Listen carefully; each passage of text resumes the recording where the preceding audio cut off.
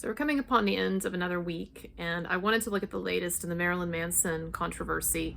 Evan Rachel Wood, his primary accuser, and also one of two women that he's suing currently, she just did another interview as a part of her media blitz that she's been involved in since her documentary Phoenix Rising came out. And so she did an interview on the very annoying Jamila Jamil's podcast. And I have to say, this interview was particularly nauseating because it was basically the last 15 minutes was just the host in a very sort of vacuous, repetitive way gushing over Evan Rachel Wood and how awesome she is. And so if you can just imagine taking like the last minute of the Drew Barrymore interview and then just stretching out over 15 minutes, and that's basically what you get out of this podcast. But there were a few interesting things that Evan Rachel Wood said, especially toward the beginning, as she complains about not being believed and being gaslit by the media and some other things. So I wanted to listen to that and respond. And then after that, we'll talk about where I think we are right now with the Manson situation, especially as we look into this next few weeks, this next month, basically, of coverage of the Johnny Depp and Amber Heard trial and what that will mean also for the Manson situation. But let's go ahead and listen to some of this. I think it's interesting. For being involved in a large investigation like the one I'm involved in now, I really started to understand why people pull out of investigations. And now, right off the bat, I think it's interesting how she positions herself, Evan Rachel Wood positions herself very sort of casually as, this is what you see in the type of investigations I'm involved in.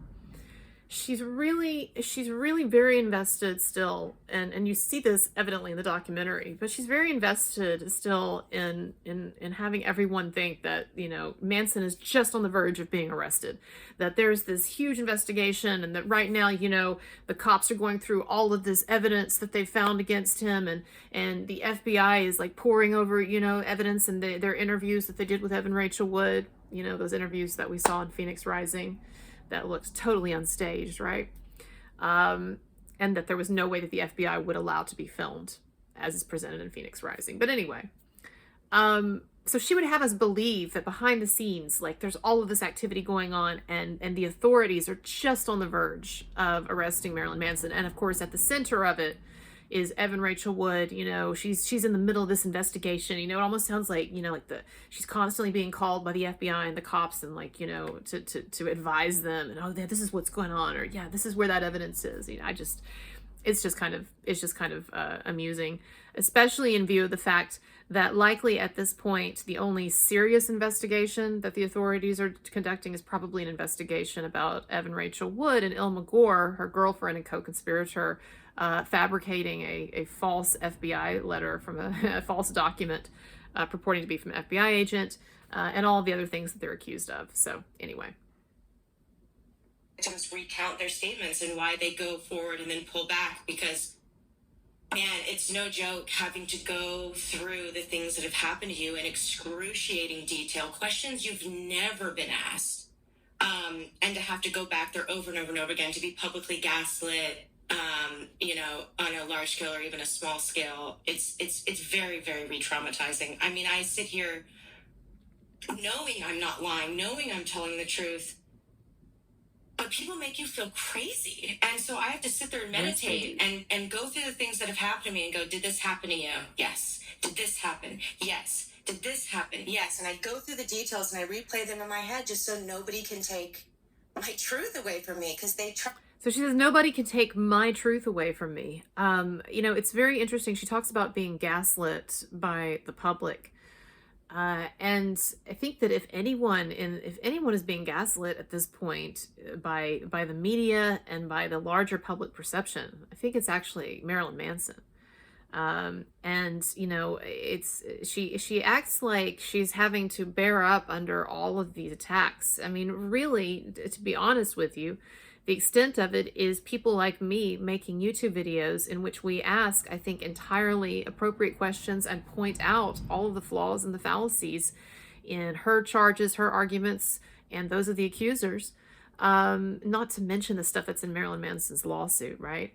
About all of the deeply troubling, problematic stuff that Evan Rachel Wood and her co-conspirator engaged in order to try to frame Manson.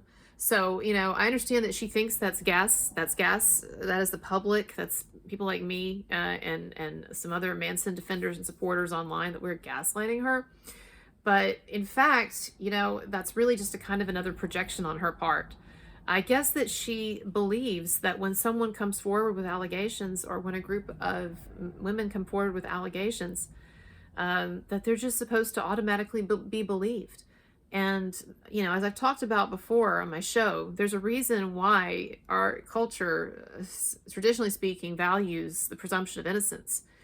And as I've talked about in my other videos, there are big problems with these allegations, with the accusers, and with the conditions under which all of this came to be. So simply for Evan Rachel Wood to simply shrug it off as she's being gaslit, and the audacity, quite frankly, the audacity of her to say that she has to struggle to remind herself of the truth in the face of these assaults, these verbal assaults.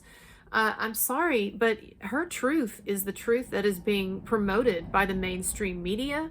Marilyn Manson's truth, or his side of things, right, which I believe is the real truth, that is not getting even really barely a glance by the mainstream media. Sure, when that defamation lawsuit came out, it made the news for a day or two.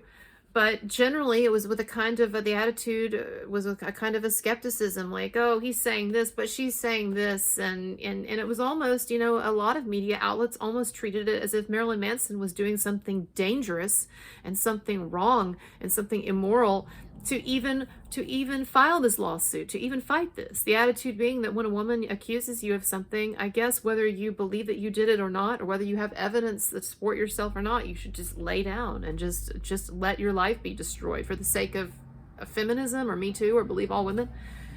But the idea that Evan Rachel Wood thinks that she's the one who is suffering from gaslighting, I think it's much more the case that Marilyn Manson is. And being compelled to face difficult truths is not gaslighting, okay? Gaslighting is when a false reality is being imposed on you. And what I'm trying to do, and a number of people are trying to do, is bring out a reality. We're trying to fight the gaslighting, right? I feel like Evan Rachel Wood is gaslighting all of us. And I really hate that term anyway, but I understand what's being conveyed. I don't deny it's like a real phenomenon in abusive relationships, but it's just not what's going on here. Really try to break you down. So, well, it's an interesting one as well, because, you know, you and I, when we spoke on the phone, were talking about the fact that, of course, you have access to certain privileges, and the fact that you had, you know, somewhere to go afterwards, and you were able to, you know, find safety and also like aftercare. But what's extremely unique about your situation, and I think, you know, there's only a handful of people in the world who can maybe relate, is that you weren't just being gaslit by the person that you were accusing, or, you know, maybe even people within the system, because it was public what you were doing. We all watched you get just so fucking gaslit by the media, which is such an unusual thing to go through. And she was not gaslit by the media. She has the entire mainstream media complex behind her. She has a major movie studio, HBO, has produced and aired a 2-part documentary. I mean, she basically has the entire mainstream media as her propaganda wing, right? So this idea that honestly, I would love to be more important than I am. I wish that my YouTube channel were significant enough, and I had enough followers at this point, and I was bringing in enough money that, like, I could actually be some kind of a challenge to Evan Rachel Wood. But to be quite frank with you, it feels sometimes, you know, like I'm a little, like, you know, tiny dog, like, nipping at the heels of some, like, giant, you know, I don't know, greyhound or something, right? And I keep doing it, and a number of us, right, by like Stand By Your Manson and Marilyn Manson Uncanceled, and a bunch of other people, right, who've been working on this, you know, we're trying. But the idea that we're the Goliaths in this, and that Evan Rachel Wood is like the little old David, that is just not the case. She has, but merely by the fact of being a woman, a female accuser in this modern climate, she and being a movie star, she has a whole lot of power behind her, and she's trying to act like she's the aggrieved one. That's female privilege for you. There's no handbook for how one deals with that at such a young age. Will you talk to, because I feel like that's when we first started reconnecting, was when I started talking about media gaslighting and the abusive way that we talk about women who put their head above the parapet and speak back against patriarchy. We decide to tape them and make an example out of them to like sort of drag them across the coals, to not just teach them a lesson, but to also kind of try and signal to other, specifically women, don't speak up, because this is what you're signing up for. It's a really scary thing to be used as a direct... I just have to say, and now is not the time that I'm going to get into it. I'm going to make a video about this, and my friend Greta Aurora has talked about this in a number of her videos, but this idea of the patriarchy that everybody just pays, you know, blind lip service to, that the idea that there is this horrible, deeply ingrained patriarchy that is just systematically seeking out to ruthlessly repress women, that's actually a really problematic idea and not an accurate idea. I don't have time to unpack that right now, but let me just say that I do not deny that that the human species has a history of sexism, just like we have a history of every kind of problem you can imagine, right? And every kind of like attitude issue and behavioral problem and problems and so forth, right? I don't deny that there is such a thing as sexism, but I do think that what people mean when they talk about the patriarchy, and especially when they talk about it in a modern context, it's really not accurate. And the patriarchy is at this point, whatever may or may not be true of the patriarchy in the past, at this point, Evan Rachel Wood, due to the current attitudes in our society now, and the current political climate and the current media climate, someone like Evan Rachel Wood, she's the one who holds the cards, okay? There's no patriarchy keeping her down.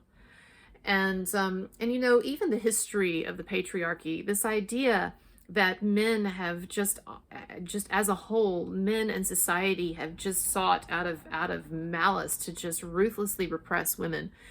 It really, as people like Camille Paglia have talked about, and others, and Greta Aurora have talked about, that is an inaccurate oversimplification of things. It's just an inaccurate way of viewing things.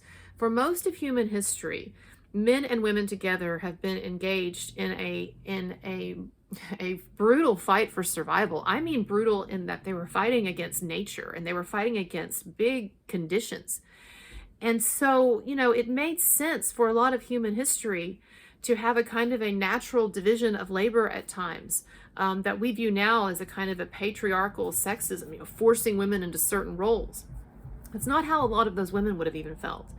And, you know, and you know, think about something even like the traditional taboo on female sexuality outside of marriage, and the shaming of women, you know, they have give birth outside of wedlock, and these things that traditionally are seen as part of the patriarchy.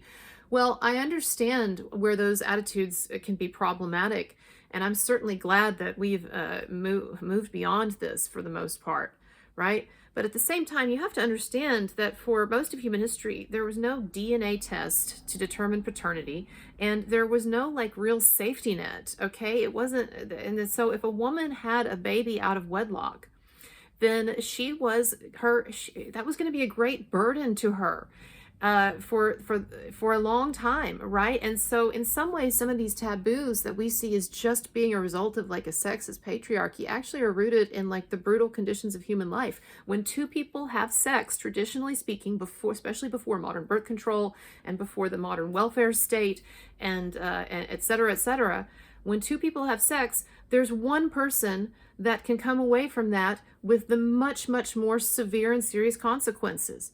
Right? Now, do I like that? Do I like that women get saddled with pregnancy and childbearing and all of that, and men don't, or it's easier for men, traditionally speaking, to walk away? No, I don't like that, but I'm trying to explain to you why, traditionally speaking, there were some of these restrictive ideas about female sexuality. It wasn't just like, let's just keep women down. I don't deny that there was some of that impulse throughout history, just like there have been impulses toward everything. But I think we have to understand that there are also like practical considerations for the differences in that evolved, differences in attitudes toward the sexes and toward the behavior of the genders. And I'm not saying that we can't change, or that I want to go back to a Stone Age, or I want to go back, to a more conservative time or whatever. I'm not even married myself. Do I seem like someone who's wanting to uphold, a puritanical perspective on sexuality? No. But I'm just trying to unpack this word patriarchy that just gets thrown around, and it's just, everyone just assumes like, yeah, you're right, women are so oppressed.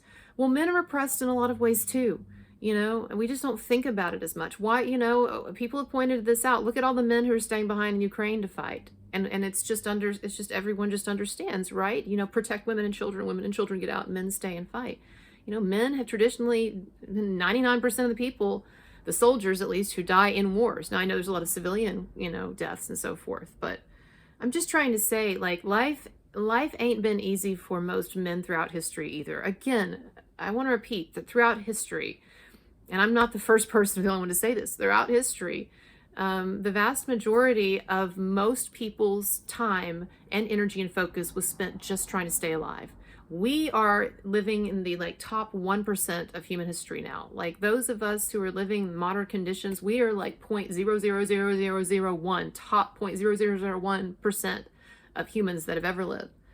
And so we think about things like deeper fulfillment, and women shouldn't just have to stay at home, or they shouldn't have to stay at home at all, or women should be able to do whatever they want, or women should be able to be in the military, or all of these things, right? And have the freedoms that men have. And I don't deny any of that. Per se, but I'm just saying that we are living in an ahistorical reality. And so to take our modern attitudes and retroactively then assign them to periods that historically we have very little understanding of, it's problematic.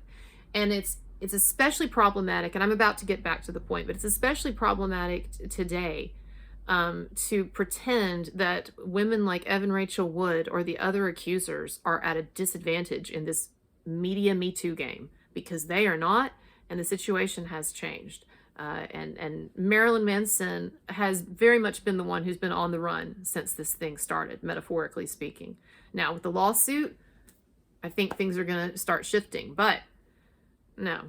Evan Rachel Wood and these women are not the victims of the patriarchy. Not just yourself, but to all women everywhere.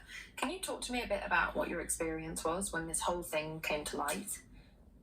In my experience, the greatest offense there is against women specifically that come forward or speak up about any sort of injustice against them is to say that they're crazy. It's a tale as old as time. It's historical. And it still goes on today. Yeah, but you see the problem, Evan Rachel Wood, is that I do think that you're mentally and emotionally disturbed. I do think that you have all of the signs of a serious personality disorder. I believe BPD. And as I talked about in my previous video, and if you're watching this video and you haven't seen my previous video that I just did where I analyzed Evan Rachel Wood's psychology based on what I saw in her documentary, it's really interesting. But we have to be able to look. It's not like I just woke up one day randomly and decided, oh, I'd like to question Evan Rachel Wood's sanity. No, I do this because I've believed from the first week that these allegations against Manson came out, I believe that he did not do these things. I believe that this is a media scam and a hoax. And as the months have gone by, as the year has gone by, there has been evidence that has emerged to back up my view. And so I have to look at someone like Evan Rachel Wood, whom I believe is bringing false allegations against a man and has constructed a hoax, a huge media hoax against him. And I have to ask questions. Why is she doing this? And I don't have a lot of options. Either she is like cold and ruthless, cold-blooded and calculating, like a movie villain, seeking to bring this guy down like an Amber Heard, or the girl is really psychologically disturbed and actually thinks that what she's saying is right, or it's probably both. And that's what I'm thinking is probably going on here. It's a mixture of she knows she's lying and also psychological pathology. And so, she wonders, she acts like she's just randomly being attacked as crazy, or that people's knee-jerk reaction when they hear accusations against a man is just to assume the woman's crazy. And that's very much not the case. I looked into this. When these allegations came out that first week, I looked at the statements, I looked at the background, I looked at a lot of stuff. And at that point, I started to raise questions. I started to say, hey, we've got to slow down here because there's another side of this story. And then as the weeks and the months went on, I became more and more convinced that this is a hoax. So for her to act like, oh, it's just some knee-jerk reaction, we just all just decided to start calling Evan Rachel Wood crazy, that's not it. We're trying to figure out what is going on in the mind of someone who would construct this elaborate, ridiculous hoax, especially a woman who has a career to jeopardize. But of course she knows she's not jeopardizing it, right? Because she knows that everybody's actually on her side. She's got the media in her pocket, everything, so. And it just takes different forms. And it was just,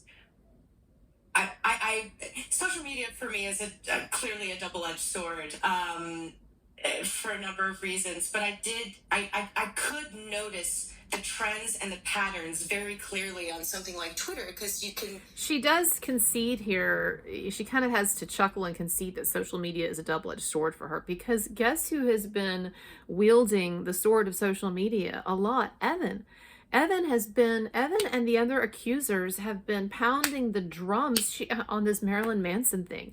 They're the ones who originally, they came forward and they all posted their statements on Instagram.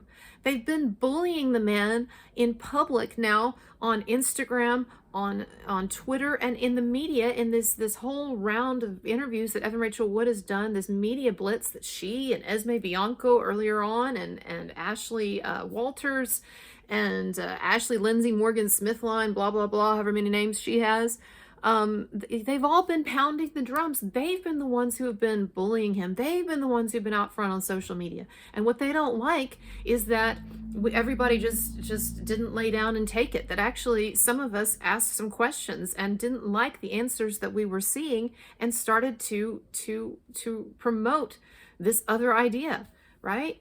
And she doesn't like that. She thinks that we should all that no one should have a word to say, right? That she believes that, when she says here that social media is a double-edged sword for her, what she's really saying is, it's not supposed to work that way. It's only supposed to work for me. It's only supposed to work for people who want to make allegations. It's never supposed to work in self-defense. Or you're not supposed to be able to defend someone that you believe is innocent. Says who? Evan Rachel Wood.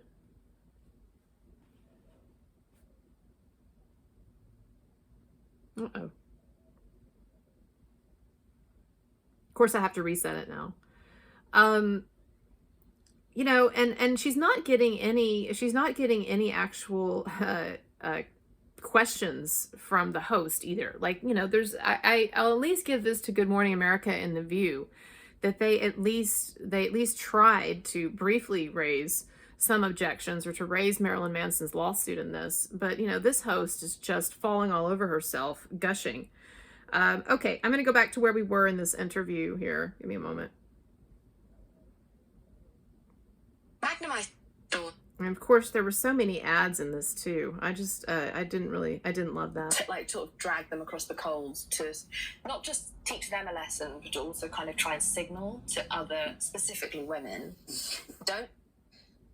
In my experience, the greatest offense there is against women specific, and it still goes on today, and it just takes different forms. Here we go. And it was just, social media for me is clearly a double-edged sword for a number of reasons, but I could notice the trends and the patterns very clearly on something like Twitter, because you start to see the through line, and I could just see this through line of whenever I spoke up about something, that it was taken and twisted and to make me sound unhinged and crazy and angry specifically. Because hysterical, because if a woman is angry, then clearly we shouldn't listen to her because she's out of control and overly emotional. I'm sorry, but I have been monitoring many critiques made of Evan Rachel Wood. I've been one of the ones making the critiques. But I have been for a year now looking at the comments that she has received and the critiques that she's received online. A lot of them from people that you know, fellow supporters of Manson, and I have to say I'm not sure I have ever seen anyone pointing out that Evan Rachel Wood is acting angry and therefore she's unhinged. I mean, she's gotten a lot of valid critiques from me and others, and maybe some invalid critiques from some people at times, but that is one. I mean, she's just completely fabricating this. It's a straw man. She's fabricating the idea that there are people who are trying to stir her up to get angry so that then they can pounce and say, look, she's acting angry. She's a crazy woman. Nobody's done that. The only accusations that I've seen of people making accusations about her being mentally unhinged goes to the fact that she's clearly created a lot of lies about Manson, has constructed this hoax. Okay, that's what we've got a problem with. We don't have a problem actually with your anger. We have a problem with the much bigger issue, which is this giant hoax that you've constructed. It's not the anger, it's the giant hoax. Okay. And, you know, but it's also, there's a term for that. It's called reactive abuse. And it's when you purposely push somebody to the point where they react.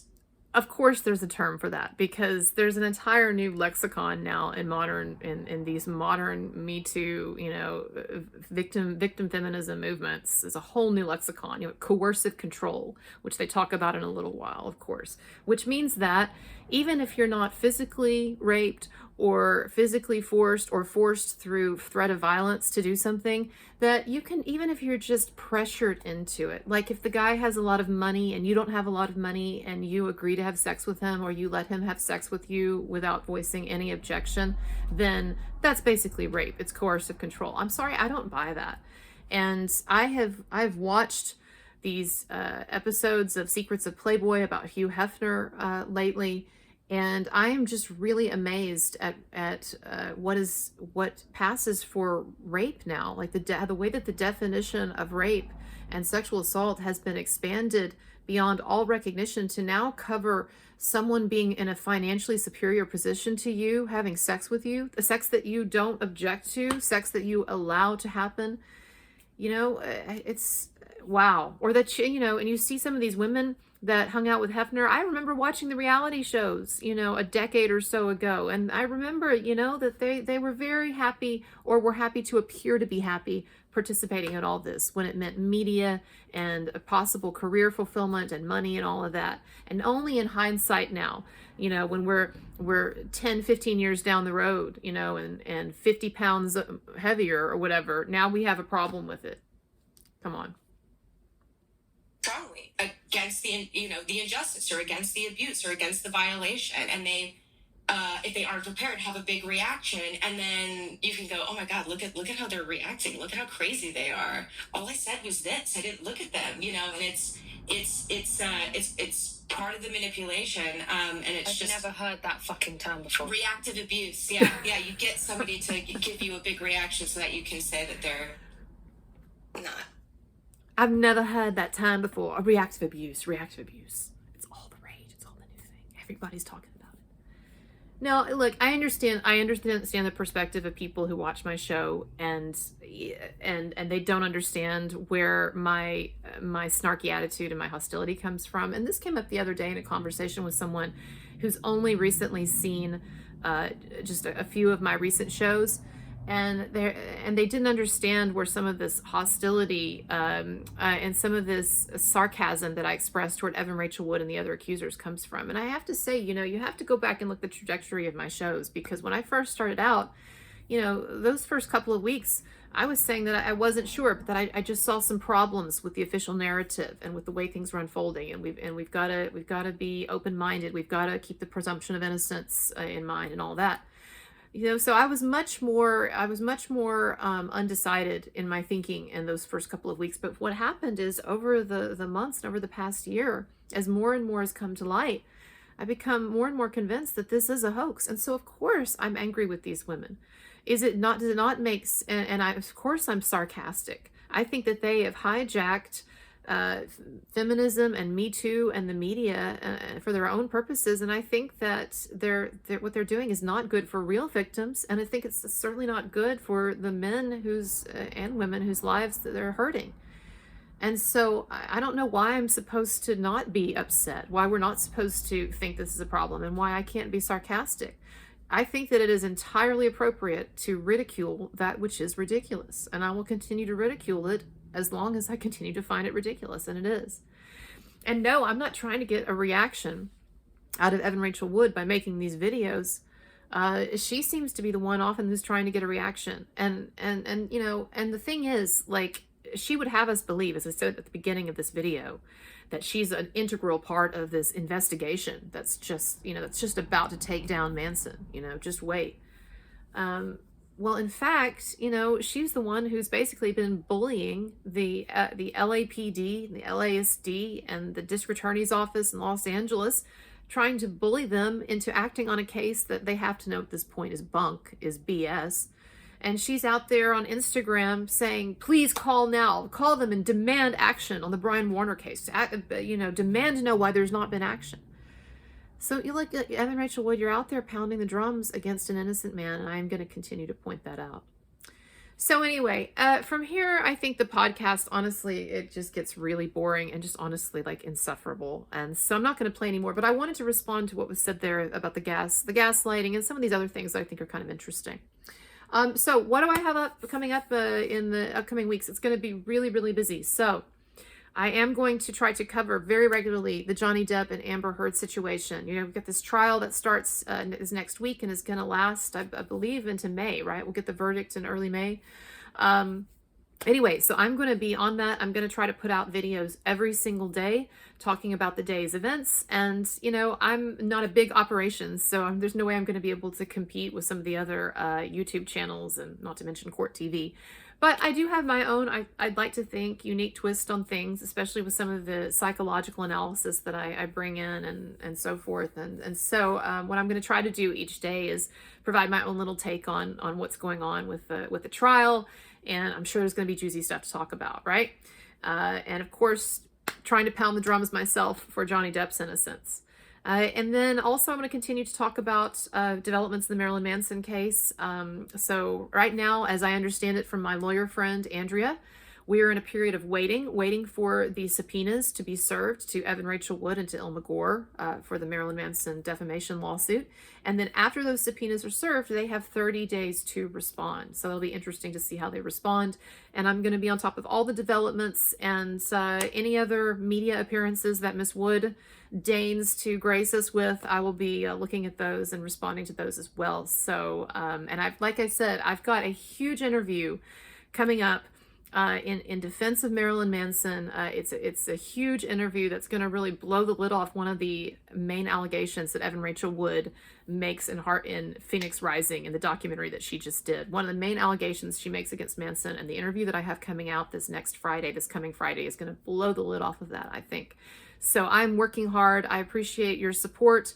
Like I said, any little bit helps. Hit me up on PayPal or Patreon in the links below. You don't have to be a PayPal member to tip, just a credit card or debit card. And, you know, like I said, I work really hard on this stuff, and most of the people who watch don't give, but I appreciate the ones who do, who can afford to. And yeah, I'm going to keep producing all the great content, or the mediocre content that some of you like. So I appreciate your support. I'll be back at it. Yeah, hopefully this weekend. So bye-bye.